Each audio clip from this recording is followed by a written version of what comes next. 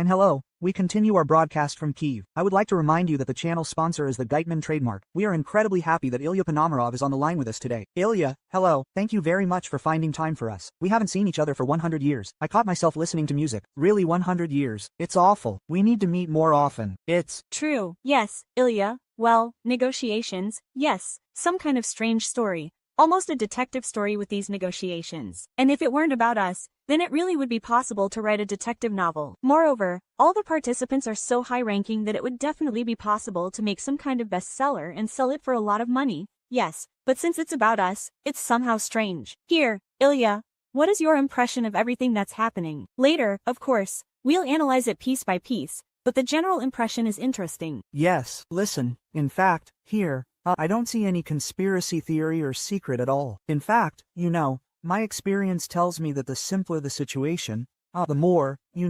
constructions are usually layered around it, because no one can believe that everything is that simple, yes.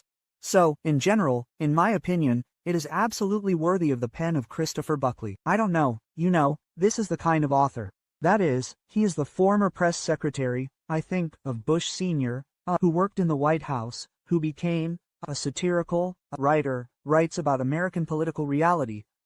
There was a famous film about him, Thank You for Smoking. That is, he writes there about all sorts of American lobbyists, about living in the White House and so on. It's a lot of fun. He's just like Jerome, right? I highly recommend this from Politics, and it's beautifully translated. That is, it is not necessary to read it in the original, although he has excellent language in the original. Here, by the way, he even had a book about Trump's first term. So, there, that is, also quite funny. Well, that is, now it is clear that all this is happening against the backdrop of a terrible tragedy, but I really look at this whole team, well, it is simple, yes. I really like Trump because he is sincere. In his cynicism, the desire to earn money, that is, the desire to be in the center of attention, narcissism, all this, that is, and so on, with a Nobel Peace Prize and so on. Well, he is absolutely sincere in this, and what you see is what you get, and that means, Vitkov went to Moscow. In Moscow they told him, here is the only thing that is not entirely clear there, that is, at what level, that is, did Putin personally say it or did Dmitriev say it? This I really do not know, but in any case, he was told that Putin was ready to exchange Donbass for Zaporizhia and Kherson. So, he came to America, reported this to his boss, and that's why Alaska happened. So, because, the boss said that this can be sold to the Ukrainians as an idea, because, well, look, here's Donbass, and here, Zaporizhia and Kherson, right? So, here's a small piece of Donbass left, and here, a large land that is five times larger. And when Trump says that Ukraine will get a bunch of land, he means this too, right?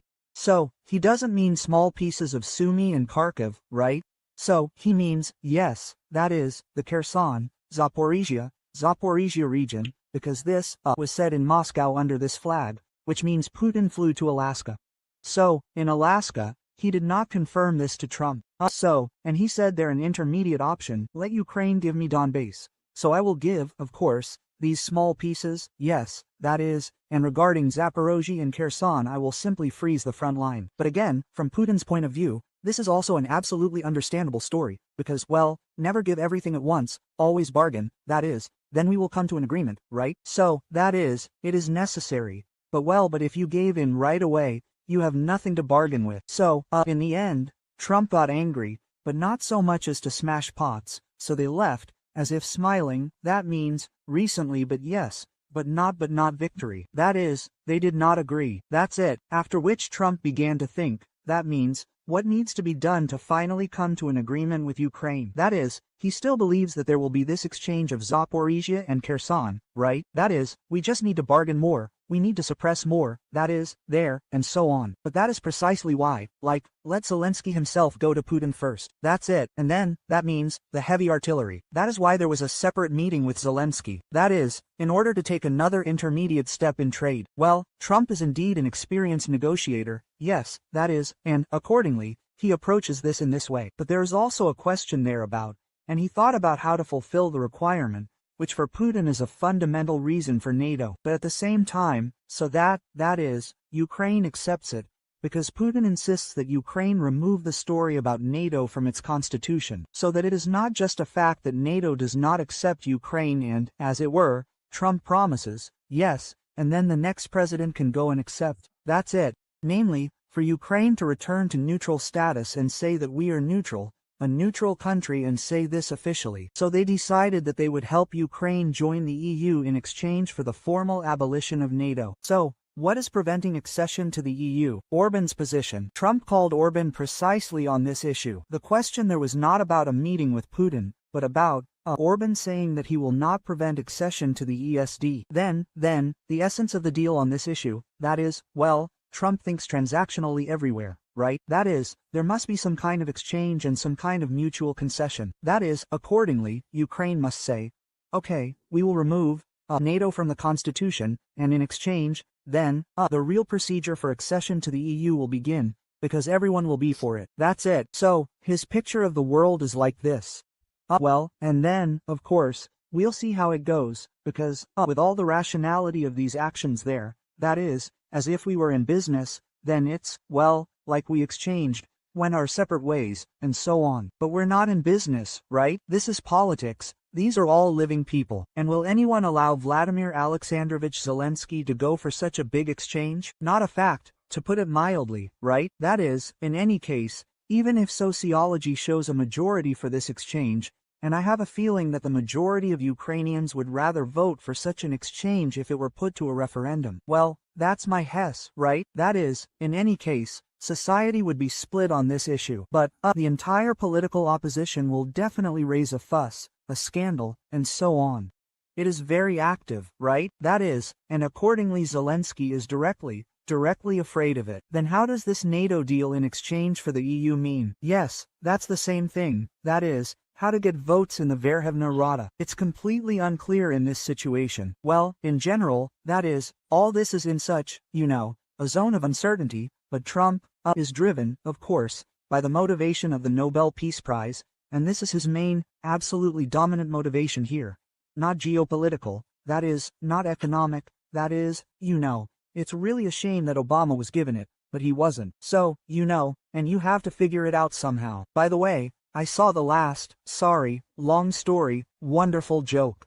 It means she's very American, but nevertheless, it means, the cleaner, it means, she's sitting on the Nobel Committee. They're supposed to have a meeting there in a month. He sits in the Nobel Committee and says, give Obama the Nobel Prize a second time for fun. Listen, Ilya, what's up with this Nobel Prize? I don't understand why it's important to anyone at all. Now, if we're talking about American presidents, well, to be honest. Well, first of all, the Nobel Prize is very prestigious. It's even more prestigious in the West than here. And, well, Trump really wants it. He's got this dream stuck in his head, and the main thing, I'm saying, is their competition with Obama, right? That is, he feels a keen sense of justice that Obama was given the Nobel Peace Prize for something. And really, it was for nothing, right? That is, it's really unfair, right? That is, despite the fact that I respect and love Obama in a personal capacity, right? That is, he was a president with a rather weak judgment on foreign policy, right? Well, he tried to do something inside the country, but in any case, he certainly did not deserve the Nobel Peace Prize. Especially our Crimea. Especially if you take into account our Crimea. Well, it was given before that, right? That is, it was given strictly in advance for the events of the Arab Spring and so on. But it was precisely after Obama that there was much more instability in the world. There were many more conflicts, precisely because he projected not strength, but weakness. Yes, therefore, of course, it was an undeserved story. Here is Trump, locked in. I want and here. Well, the man wants. Well, that is, he has money. Here is a twice president, well, that is, a respected guy there, where women, that is, everything in life was, right? That is, there was no Nobel Prize. Ilya, but let's get back. Well, firstly, it is very interesting that Putin insists that Ukraine remove from its constitution the words, and we strive to join NATO. Considering the importance of today's documents, in particular, considering the friendship treaty with Russia, considering the Budapest Memorandum, then I will allow myself such legal nihilism and say that Ukraine can remove this article today and turn it back on tomorrow. What problems? If everything in the world is so dynamic, I am no longer afraid of this word. Yes. But the second question for me, I constantly ask it to various experts. For me it remains an incomprehensible mystery. Why NATO was so easily surrendered? It would seem that if this is important to Putin, why say in advance? Ukraine will never join NATO. Why not play, as Trump likes to say, with a trump card somewhere in hand and say that we have now thought about it and decided that, probably, we will accept, damn it, Ukraine into NATO, well, and then just bargain for it at a higher price. What is going on? Have we forgotten how to play the world game in world politics? Or what is going on, Ilya? How is this even possible? Well, that's strange. I said that every bluff has its limits, right? Well, that is, you should bluff when the opponent believes it. NATO is too complex an instrument, to be able to bluff like that. Well, that is, because, well, when Putin has, let's say, one particular Orban, you can say whatever you want. We'll accept it, shake the air there and so on, right? That is, well, this simply won't happen, because there will always be this country that will veto this decision. That's it. That's it. And there's no subject for bluffing here. That is, you look frivolous in this situation, because anyone will say, well, okay, you're for it, you can say as much as you want that you're for it, right? That is, and I have a guy here who will vote against it, and all this will go down the drain. Yeah, that's it. It's also unclear what Erdogan will have to choose in this situation, and there's also fiction, yes. That's why this is not a bargaining story. That is, Trump is trying, from my point of view, to spit everywhere possible. That is, here I am again, I just want to say right away. Therefore, for the viewers, here is the hero of my novel, yes, that is, I don't like his style, his views are not close to me, yes, that is, when he says something there, that is, very often, that is, my hair stands on end, I would never vote for him in my life, yes, but he seems to me to be a much more honest and consistent person than Biden. And I said this before his election, that the process would go on with him, right? That is, and it really did go on, right? That is, we can definitely see the process, right? He is not Putin's friend. He is not Agent Krasnov, right? There he does what he reads correctly, right? That is, the most important thing is that he does what he says. That is, yes. He constantly, that is, changes some rhetoric and so on. But this is precisely the negotiating tactic that he has chosen for himself. He constantly alternates between the carrot and the stick. That is, he does not want to beat the pot with Putin. But at the same time, I remind him, well, in Alaska there was even this symbol, right? That is, they talked. After that, that is, Putin went on a plane, a B-2 flew over him, yes, from above, yes, that is, well, this is something, that is, someone, oh, such honor and respect, that is, there is an air parade. This is an obvious threat, right? That is, it is just a demonstration, that is, this is after Iran, right? That is, this is, well, this is a direct indication that we can fly to you too, right? There now, when he wrote yesterday, the day before yesterday, that is, about these long-range, missiles, it is absolutely obvious that he is not going to provide them to, Ukraine. Well, the hint is clear, right? That is, and there is also a photo where he is pointing his finger at Putin, right? Well, that is an absolutely obvious message, yes. That is why where it is possible to bluff, like with these missiles, he will definitely bluff. Ilya, well now, probably, the key question. Does Putin need Trump, and to what extent does Putin need Trump? Because from what I read, I was simply very interested. I try to read, yes, regularly, what the official mass media write in Russia, and there, well, in order to understand some context, this, of course, is very difficult, but I try, yes. That's it. And in this sense, I noticed that when Taman came to power, such a clear certainty appeared in Russia that the war will finally end now. And there was a feeling that the Russian elite itself, well, let's call it, yes, political, economic, different, yes, it suddenly perked up with this thought. And I even had to read some comments, when some internal political scientists, yes, the ones who are well-fed, said, wait a second, you should not say that Trump will end the war, but look at our president. There were even such arguments. I had to read this.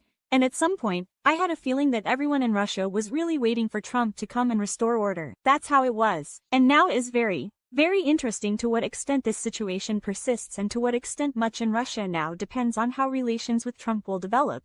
Because, well, on the one hand, it is possible to agree on something, and even there, I don't know. Return to the club of respected leaders, respected countries, yes, that was the impression, or finally beat the pots. So, Ilya, what does Putin want from Trump, and how important is Trump to him, including for domestic politics? Well, the Russian elite simply feels like they are chained to a roller coaster, yes, and they are not sure how well it works. So, I mean, yes, it seems like we are moving along the rails, it takes our breath away, yes, but we really want to finally stop and get off, yes. That's it. And also, of course, this is, the immortal image of the 12 chairs, yes, but 200 rubles will not save the father of Russian democracy. Well, how can you buy yourself off, right?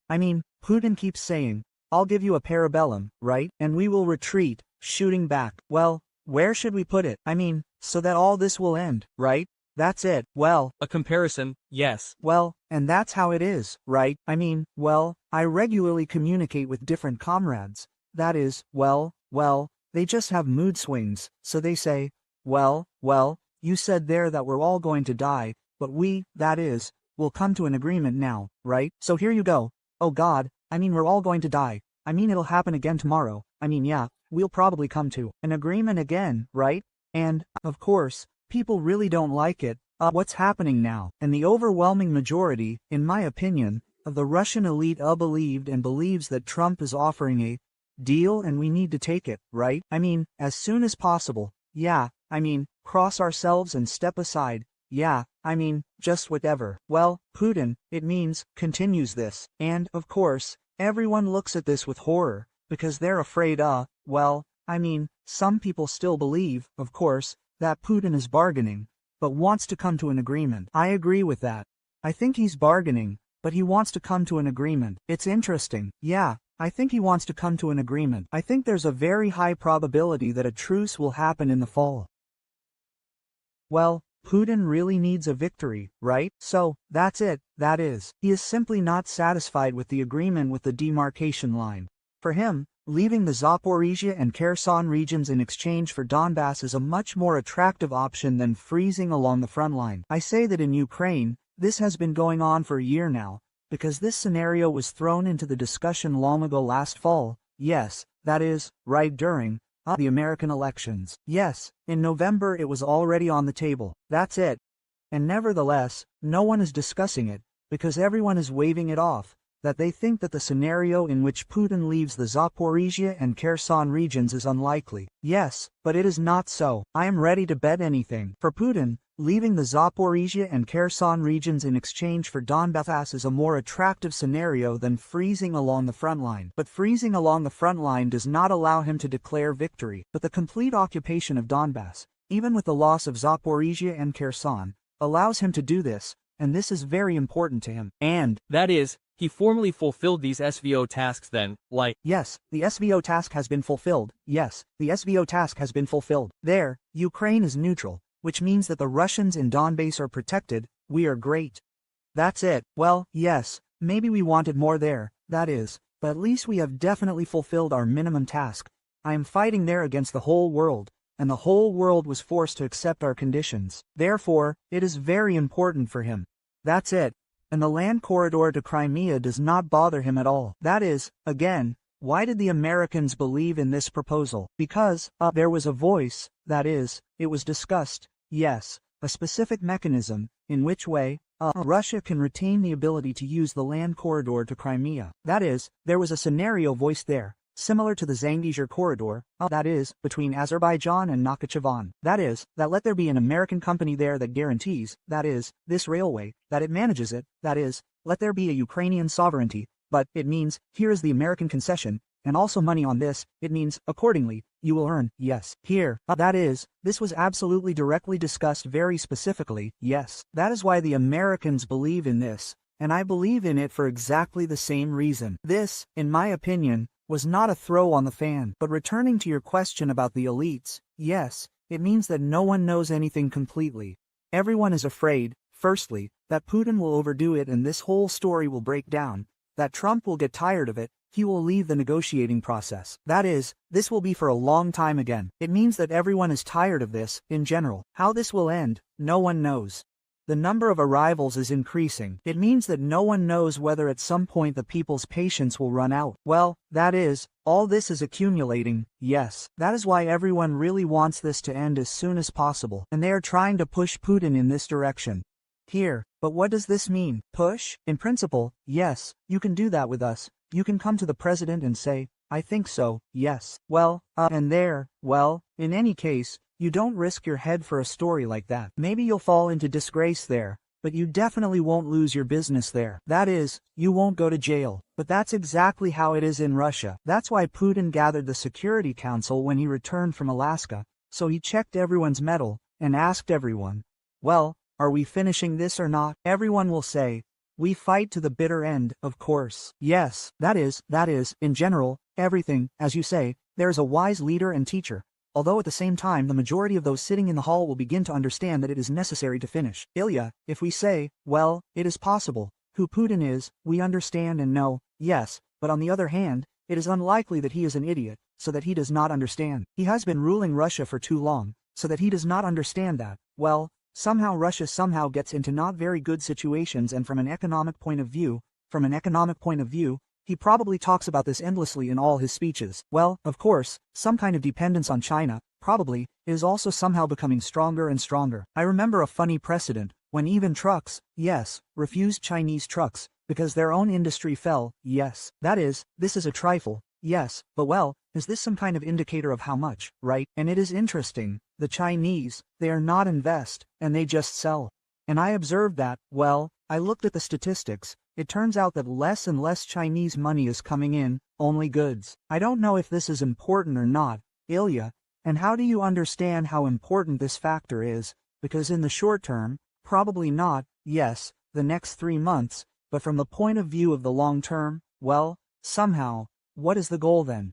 Because you can, of course, fight endlessly, but what will happen in about a year as a result? Well, I think that in order to predict something there, you need to look at the situation through the eyes of your enemy and understand how he thinks. Yes, in my opinion, Putin has a picture of the world in his head regarding the economy, right? That is, the Westerners left all the assets, it means, went for free, it means, to Russian business, yes. Domestic demand jumped sharply, real disposable incomes of the population increased as a whole, some kind of import substitution took place in a number of industries, which, you see, had never happened before. The dependence on oil and gas revenues decreased, and so on and so forth. That is, yes, there is certainly a problem, because all the same, although this dependence on revenues has decreased, yes, that is, but it is a source of hard currency, like in the Soviet Union, and therefore it is critically important that the percentage of the budget, the percentage ratio of the budget, yes, there it has dropped roughly from 50% to 1/3. That's it, but nevertheless, this currency, it is important and it exists. Now everything has adapted there, and after this first shock, when, you see, the European market was lost, new markets were found, respectively, Indian and Chinese. Yes, there are discounts there, but they are not catastrophic. That is, well, we are losing there. That is, on the price of there are 10 to 15%. Yes, that is, okay. Yes, that is, there is a lot of oil, that is why we are losing it. We still get a large flow there, right? That is, the Saudis are constantly playing with prices within the framework of guardianship, that is, they are lowering them in order to increase, that is, the volume of physical sales. That is, of course, if Putin believed that they would completely cut off his exports, that an embargo could occur, under which he cannot sell, then, probably, he would approach the situation differently. But he does not believe in it. That is, he believes that, let's say, even if India is forced to stop buying, then these volumes will go to China, to Brazil, to other markets there, and after a little turbulence everything will return to normal. That is why I do not think that he believes that something is dripping over him. That is precisely why, when I spoke about the elites, here is the mechanism pressure that is on their part. They go to Putin and scare him. That is, not a war, that is, they do not say anything about war. They are trying to scare him from the point of view of the economic situation, right? That is, this Quincy effect of pumping up the economy, like it has run out of steam, that means, people are no longer buying, accordingly, growth stops, and then there will be a fall, or maybe it is already a fall. Here is the budget deficit. That is, all these words that Putin deeply does not understand, but what he definitely learned from his very first days as president, this is what he came to power with, right? About the fact that these liberal economists should be listened to, right? That is, to do whatever you want, but what they say, there is macroeconomics, inflation, there, you see, targeting, all this, this is what you need to listen to. And he listens to them, yes, but to a certain limit. Well, that's it, that's roughly what it looks like. Ilya, and here are a couple more questions that are related to oil and gas in this whole story. Something, apparently, Putin is offering Trump, something that could be economically beneficial to America. What could be economically beneficial to America? Because many people say that Trump wants to actively trade or do joint business with Russia. What kind of business is that? What could Trump need in Russia that he would be ready to take such steps, and what could Putin potentially interest him in? Well,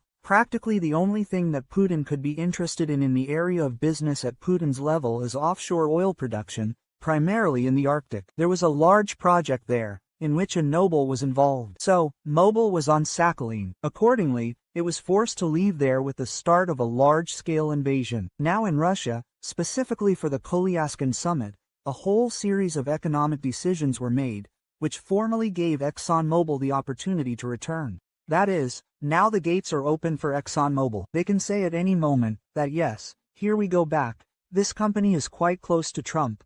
We still remember that his Secretary of State was Rex Tillerson. Here, That is, he is still close, yes, after all, with Tillerson. That is, for them it is important. well, that is, they have normal relations with them. They broke pots, right? That is, and this is in any case a company that is well disposed towards Trump. Here, so, from this whole Texas crowd, yes, so, but nothing big here right now. Paradoxically, the situation is such that, Ukraine in a business sense is more interesting to Trump than Russia. For Trump himself, yes, because Ukraine promises to be a large construction site for him. These are directly his own businesses, which he has, close friends there, you see, and so on. And this is clear to them. This is a simple business, which is clear. This is the Restoration Fund, which is absolutely inoperative at the moment, but in theory it shouldn't be operational until the truce. They'll start thinking about it for real when there's a truce. Well, that's also a carrot that's dangling in front of Trump. That's why I don't have the feeling that,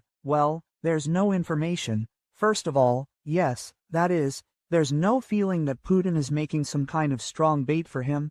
From a business point of view, it seems to me that Putin is buying him much more with such strategic things of dividing the world. Yes, that is, I think that he is constantly hinting about China and that this is a forced friendship with China, that we all understand there, that China is a challenge for us, there, it means, it's a danger, well, we are forced to be friends. This is the result, that is, of Biden's unwise policy. Of course, we would much rather go back and forth with you, that is, you understand that there is no real friendship between Russia and China. It's not friendship. It's a marriage of convenience. The Chinese are very much afraid of Russia. And when you talk about the fact that relations with China are of a trade nature, it's not because of the Chinese, it's because of the Russians. The Russians don't let them in. The Russian authorities don't let China into their economy as investors. The biggest one, of course. Well, because the worst nightmare of a Russian governor is a Chinatown in his own region. It's just a categorical no. That's why trade, yes. Everyone wants to trade with China. Everyone wants Chinese loans there. But investments, when they own something here and, God forbid, Chinese workers come and do something there, that's absolutely not an option. It's just a completely taboo thing. It's just fear, a very big fear. And it still exists, this fear, and it's only growing. It is not decreasing. That is why China is still a bargaining chip for Russia. And the Chinese understand this. In general, all Asian countries working with Russia, and the Arab world, and so on, they know very well that Russia is a very unreliable story. It is now in a position to solve problems here and there, but strategically it will sell out at any moment in time. Look at the example of Iran, right? That is, there is a friendship treaty, that is, they flew there to bomb, we express deep concern, right? That is, hello to everyone. That is, a completely unreliable story. After all, Russians are perceived as Europeans, and not Chinese, not Arabs, that is, not blacks from Africa. Yes, that is one thing. We are ready to be friends with the global south. Yes, that is, it can be our partner there. But this is a relationship of mutual use. Yes, that is, this is not love. Yes, that is, and in any case, Russians are part of the European space. Of course, it's completely cultural, and Putin perceives himself this way, because he keeps saying that we are more European than Europeans. It's the Europeans who have their roots there.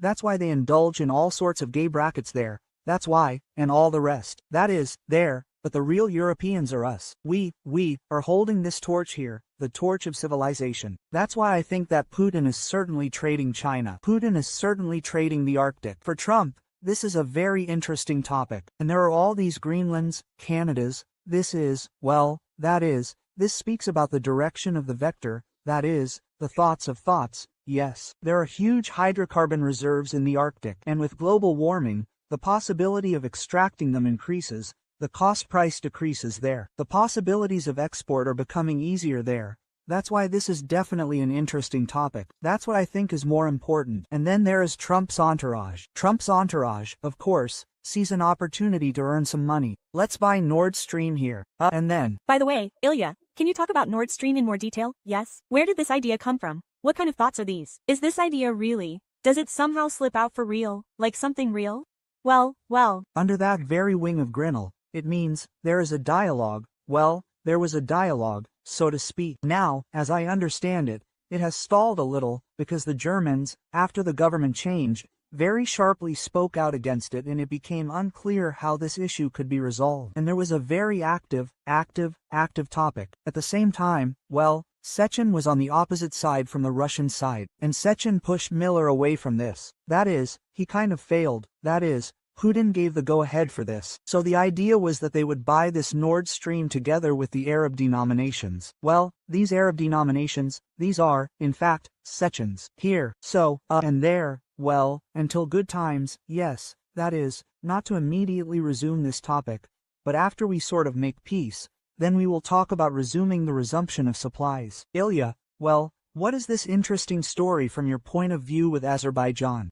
What Aliyev has simply already said, they are preparing for war. It reads right in plain text. Why did Russia attack Azerbaijan? What is wrong? And this is a strange story, when Russia was basically thrown out of the South Caucasus once or twice and somehow unexpectedly, probably, for Russia itself. I understood that even Russia was seriously surprised how they slept through all this. I don't know, it's not pure stupidity there. Well, it happens when, that is, these guys just quarreled over something, that is, there were prerequisites for this, because the main thing, of course, the lever of influence in the South Caucasus was the situation around Nagorno-Karabakh. While there was Nagorno-Karabakh, then it was possible to spin everyone around there. There are peacekeepers there. We'll give to these, we'll give to those. That is, we'll sell weapons here, we'll wink and smile here, and something else here. That is, there are pipelines that go back and forth there, but which won't work if there is no stability. And stability is the Russian peacekeepers. Then the Russian peacekeepers disappeared, because of the war with Ukraine, which means Azerbaijan defeated Armenia during the Second War. And somehow it turned out that Russia is no longer there. There is simply no leverage. Armenia eventually turned around, and Azerbaijan has a better roof in the form of Turkey. And now, that is, both have reached an agreement with the Americans. Well, okay, then there is only the inertia of relations.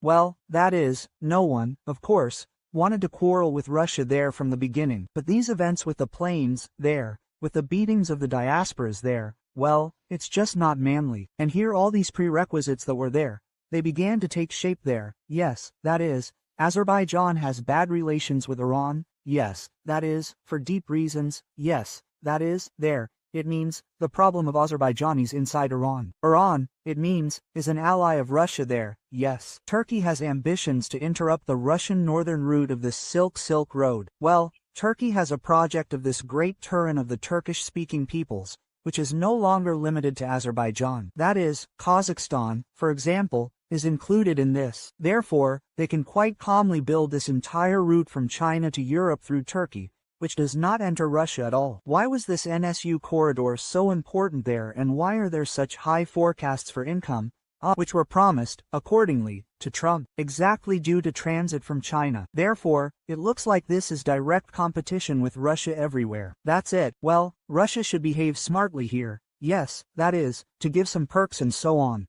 Instead, they shout and act like an older brother. Well, we see what is happening. Ilya, well, and the last mysterious story. Why did Trump call Lukashenko on the way to Alaska? Well, that is also absolutely clear. Well, this is part of this. You say, remember, We talk about this, about the bluff, right? This is part of this big bluff, right? That means who are Putin's 4 strategic allies, right? That means who votes for him in the UN. That's it. Well, you have the most important Belarus here. Well, let's test its strength now, right? That's it. Will Belarus run to us if we say there that we love you from here? That means, this highly respectable, that means, Russian president, right? That is, well, that is, what do you think? Did Trump really know Lukashenko's last name before that call? Yes, that is he really highly respectable in Washington? Yes, that is, highly respectable because of this, that is, the entire State Department was just moaning and crying, that is, for 3 days, that is, because of this one tweet. That is, but the logic in this is absolutely clear, that this is pure leverage over Putin. Why did I ask that? Because today Lukashenko commented, and this is simply interesting. I will quote, "This is like Baklya." Probably, yes, because it is funny. According to Lukashenko, a short time after the start of negotiations, the connection was interrupted, and Trump called back again, after which the Belarusian leader said the following. I am saying, Donald, some enemies interfered in our conversation. Reminds me, do you remember? It was in the mid-90s there, that is, Chernomyrdin called Shamil Basayev. Shamil Basayev, speak louder, Shamil Basayev. Yes, that is. Yes, that is good. Yes, Ilya. Well, and the last question. Trump really has this argument, like the last argument of kings, that if he increases these duties on oil or on China, then for Russia it is a problem. That is, Russia feels it is a problem. But when it happened with India, I remember, yes, they immediately promised -$5 per barrel. Then the Indians did not agree. Then it was even something like $10 per barrel. Then they offered the Chinese a discount and so on. But how serious is this really, if this happens? Well, first of all, I thought and still think that Trump will make every effort to not actually use these duties. And there I predicted that if he introduces them, then only as some kind of demonstrative measure there in order to beat up, for example, Brazil, yes, which in this situation is not a pity, because with it anyway bad relations. That's just to demonstrate the seriousness of intentions. But that is, it will not come to real action there, simply for the reason that, Trump really does not want to quarrel with Putin. He really believes that it is possible to come to an agreement with Putin. Therefore, threatening means blackmailing, bluffing, and so on. That's one story, right? There, to use a real threat. That is, a realized threat is no longer a threat, right? That is, it is already there an unpleasantness that happened, right? The threat that is not realized is scary. So he wants much more to pile up new threats, yes, that is, than to fulfill what he has already said. Therefore, this, of course, will be a bad sign for Russia if he implements this. It just means that he has already mentally surrendered there. And he believes that this is all, that it is all useless, but it actually acts, because the Indians got nervous, and even without the introduction, that is, of these very tariffs, yes, that's right, there are already discounts, that is, there are already refusals, that is, there are already freezes, that is, because no one wants to be the scapegoat. Doesn't know when Trump, that is, in the end, that is, decided to do this. There, to hell with it, right? That is, to risk it in this way. Therefore, it's a little bit, but it's already pressure. But still, Trump wants to come to an agreement and Putin wants to come to an agreement.